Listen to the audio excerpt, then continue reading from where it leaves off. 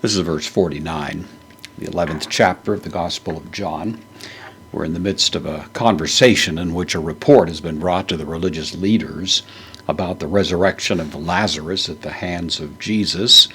And of course, there's some concern being voiced that the amount of attention that Jesus is garnering among the people, especially at the popular level, is going to eventually threaten their very status. And the preceding verse refers to the fear that the Romans would come and remove both their station, their status, and even their nation.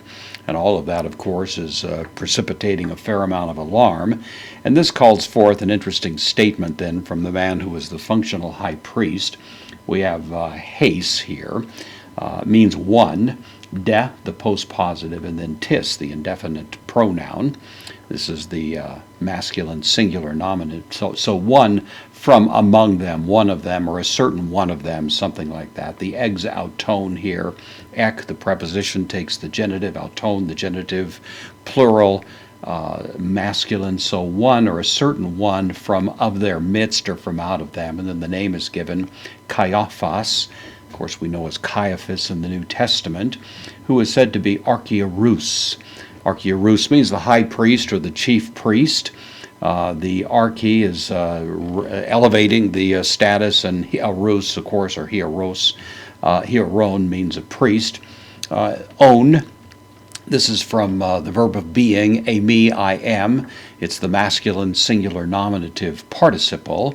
So being, the high priest being. To, and then eniautou. The root of this word is the word year, enos.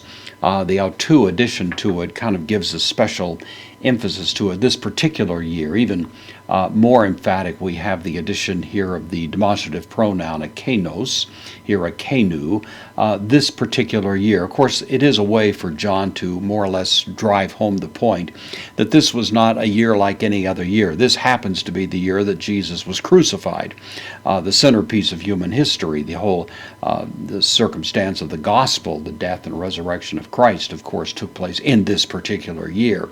And so he's pointing out that Caiaphas was the high priest during this rather special and significant year. Of course, Caiaphas was the son-in-law of Annas. Annas was really probably the more legitimate high priest, to the degree there was a legitimate priesthood at all, but he had been deposed some years earlier, and so his son-in-law eventually took the role, but Annas continued to be an influential character behind the scenes.